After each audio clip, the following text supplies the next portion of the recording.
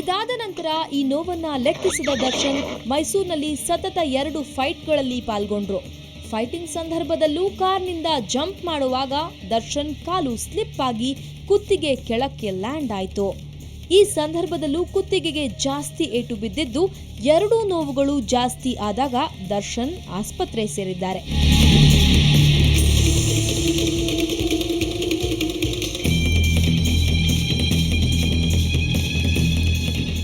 ಸದ್ಯಕ್ಕೆ ವೈದ್ಯರ ಸಲಹೆ ಮೇರೆಗೆ 10 ದಿನಗಳ ಕಾಲ ವಿಶ್ರಾಂತಿಯಲ್ಲಿರುವ ದರ್ಶನ್ ಇದೇ ತಿಂಗಳ 15ರಂದು ಅಂಬರೀಷ್ ಚಿತ್ರದ ಮುಹೂರ್ತದಲ್ಲೂ ಗುಣಮುಖರಾಗಿ ಹಾಜರಾಗಲಿ ಎನ್ನುವುದು ನಮ್ಮೆಲ್ಲರ ಹಾರೈಕೆ.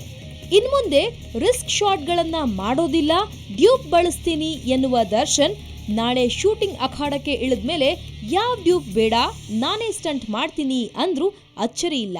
ಈ ಕಾರಣಕ್ಕೆ ಅಲ್ವೇ ಇವರಿಗೆ ವೀಕ್ಷಕರ ಈಗ ಗೊತ್ತಾಯ್ತಲ್ಲ ನಿಜವಾದ ಸತ್ಯ ದರ್ಶನ ಏನು ಅನ್ನೋದು. ಯಾಕಂತಂದರೆ ಕೆಲವು ಊಹಾಪೋಹಗಳು ಕೂಡ ಹಬ್ಬಿತ್ತು. ಸೊ ಎಲ್ಲರಿಗೂ ಈಗ ಉತ್ತರ ಸಿಕ್ಕಿರ್ಬೋದು.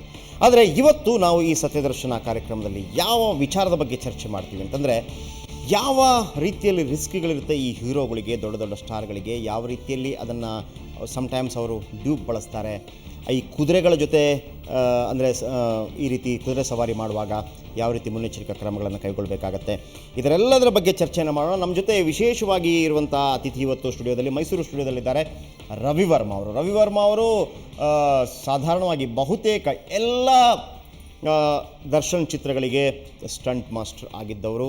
ಸೊ ಹಾಗೆಯೇ ಅವರು ಸಲ್ಮಾನ್ ಖಾನ್, ಹಾಗೆಯೇ ಅಜಯ್ ದೇವ್ಗನ್, ನಾಳೆ ಅಜಯ್ ದೇವ್ಗನ್ ಅವರ ಒಂದು ಸಿನಿಮಾ ಶೂಟಿಂಗಾಗಿ ಅವರು ಮುಂಬೈಗೆ ಕೂಡ ತೆರಳುತ್ತಾ ಇದ್ದಾರೆ.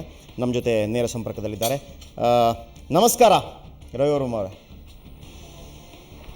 ನಮಸ್ಕಾರ, ಹೇಳಿದ್ದೆ. ಓಕೆ, ಇನ್ನೊಬ್ಬರು ಮುಖ್ಯ ಅತಿಥಿ ನಮ್ಮ ಜೊತೆ ಇರುವಂಥವರು ಈ ಇಕ್ವೇಷನ್ ಸ್ಪೋರ್ಟ್ಸ್ ಅಂತ ನಾವೇನು ಕರಿತೀವಿ, ಈ ಕುದುರೆ ರೈಡಿಂಗ್ ಸ್ಪೋರ್ಟ್ಸ್ ಅಂದರೆ ಈ ಕುದುರೆಗಳನ್ನು ಓಡಿಸಿದ ಕೇವಲ ಸವಾರಿ ಮಾಡೋದಲ್ಲ, ಈ ಹರ್ಡಲ್ಸ್ಗಳಲ್ಲಿ ಅದನ್ನು 1 ಮೀಟರ್ ಎತ್ತರಕ್ಕೆ ಹಾರಿಸೋದು, 1.5 ಮೀಟರ್ ಎತ್ತರಕ್ಕೆ ಹಾರಿಸೋದು, ಈ ರೀತಿಯ ಸ್ಪೋರ್ಟ್ಸ್ನಲ್ಲಿ ಪರಿಣಿತರಾಗಿರುವಂತಹ ಸ್ಪೆಷಲಿಸ್ಟ್ ಅಭಿಜಿತ್ ನಮ್ಮ ಜೊತೆ ಇದ್ದಾರೆ. ಅವ್ರಿಗೂ ಕೂಡ ಕಾರ್ಯಕ್ರಮಕ್ಕೆ ನಮಸ್ಕಾರ, ಸ್ವಾಗತ. ಹಾಗೆಯೇ ಇನ್ನೋರ್ವ ಅತಿಥಿ ನಮ್ಮ ಜೊತೆ ಇರುವಂಥವರು ವೆಂಕಟ್. ಇವರು ಸ್ಟಂಟ್ ಮಾಸ್ಟರ್, ಟ್ಯಾಕ್ವೆಂಡೋ.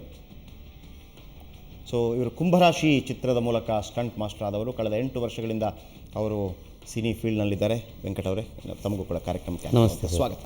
ಹೇಗಾಗತ್ತೆ ಈ ಸ್ಟಂಟ್ಗಳು? ಸ್ಟಂಟ್ ಸಂದರ್ಭದಲ್ಲಿ ಯಾವೆಲ್ಲ ಮುನ್ನೆಚ್ಚರಿಕೆಯನ್ನು ವಹಿಸ್ಕೊಳ್ಬೇಕಾಗತ್ತೆ? ಕುದುರೆ ಸವಾರಿ ಮಾಡುವಂಥ ಸಂದರ್ಭದಲ್ಲಿ ಯಾವ ಮುನ್ನೆಚ್ಚರಿಕೆಯನ್ನು ವಹಿಸಬೇಕಾಗತ್ತೆ? ಕುದುರೆ ನಮ್ಮ ಜೊತೆ ಯಾವಾಗ ಸಹಕರಿಸದೇ ಇರುತ್ತೆ? ಎಲ್ಲದರ ಬಗ್ಗೆ ಚರ್ಚೆಯನ್ನು ಮಾಡೋಣ ಸತ್ಯದರ್ಶನದಲ್ಲಿ ಒಂದು ಬ್ರೇಕ್ ನಂತರ.